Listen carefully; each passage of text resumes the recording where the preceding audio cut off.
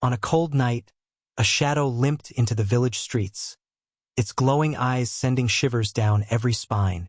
It wasn't a stray dog. It was a wolf, injured, bleeding, desperate. Doors slammed shut. Fear took over. But then one stranger stepped forward. What he did next, no one could believe. It was a quiet mountain village, the kind where life moved slowly and nights were ruled by silence. Nestled between pine forests and snow-capped peaks, the villagers were used to the sounds of crickets, the crackle of wood fires, and the occasional bark of dogs guarding the fields. That evening, the moon hung pale and bright, casting silver light across narrow dirt paths. Children had just been tucked into bed, animals tied safely in barns, and lamps glowed faintly through wooden shutters. For most, it was just another night. But in the distance, faint howls had unsettled the peace. The villagers knew wolves roamed the forests. Stories passed down from elders painted them as cunning predators, dangerous, and merciless. Wolves rarely approached humans, but hunger and injury could drive even the wildest creatures to desperate measures. As the howls grew nearer, unease spread. People whispered over fences, some clutching torches, others urging neighbors to stay indoors. A storm wasn't coming, yet tension charged the air like thunder waiting to break. And then, they saw it. Out of the shadows emerged a lone wolf. Its fur, once proud and thick, was now matted with blood and mud. Each step was unsteady, its body trembling from exhaustion. A deep gash across its leg oozed, leaving a dark trail on the cold ground. Gasps erupted from the villagers. Mothers pulled children back inside. Men reached for axes and farming tools, holding them tightly though their hands shook. The wolf paused under the moonlight, its chest rising and falling heavily. Its golden eyes glowed, not with rage, but with pain. It didn't snarl. It didn't attack. Instead, it let out a low whimper, collapsing to its side for a moment before forcing itself upright again. To the villagers, it was still a predator. Memories of lost goats and missing chickens echoed in their minds. Some hissed, "Kill it now before it kills us." Others only stared, frozen between pity and fear. The wolf limped further into the square, its head lowered, its body weak. It wasn't a hunter tonight. It was the hunted. No one moved closer. Every door bolted tighter, every torch lifted higher.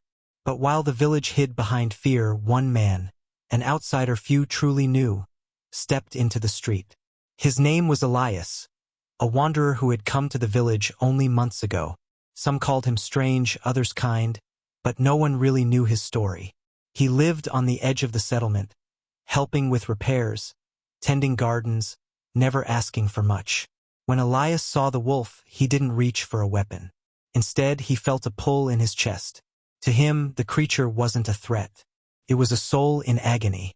"Stay back," shouted a villager. "It's dangerous." Another added, "If you touch it, you won't live to see morning." But Elias didn't flinch. He remembered times when he too had been broken, lost, ignored by those around him. He remembered the helplessness, and he couldn't turn away now. The crowd's whispers turned sharp. "Foolish man. He'll get himself killed. This is madness." Still, Elias walked forward slowly, his steps careful, his voice calm. "It's hurt," he said softly, though no one believed the wolf could be anything but dangerous. But the wolf's eyes followed him, not with rage, but with weary curiosity. For the first time that night, it didn't move away or attack. Elias knelt on the cold dirt, keeping a safe distance at first. He lowered his head, avoiding direct challenge. Every move was deliberate, measured, respectful. The wolf growled weakly, baring teeth out of instinct. But Elias didn't retreat. Instead, he gently set a piece of bread and a water flask on the ground, sliding them forward with an open hand. The villagers held their breath. "He's insane," one muttered. "The beast will tear him apart." But the wolf didn't lunge. Its nostrils flared, catching the scent of water. It hesitated, then took a shaky step forward.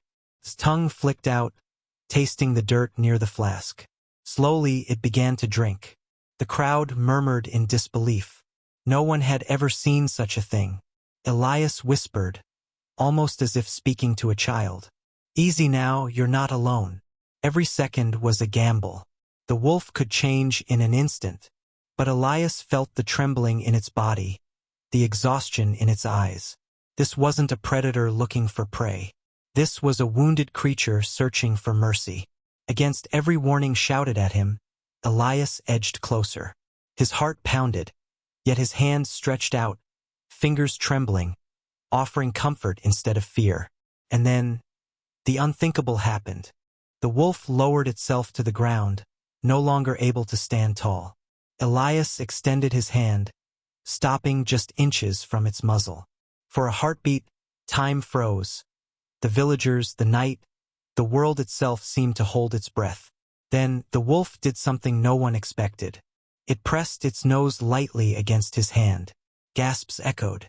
Someone dropped their torch. Another muttered a prayer, sure they had witnessed a miracle. Elias felt the rough, labored breath of the animal. He could smell blood, fear, and beneath it all trust. Fragile, uncertain, but real. He moved slowly, brushing away the fur near its wound. The wolf winced but didn't attack. Its golden eyes softened, as though it understood the stranger wasn't here to hurt.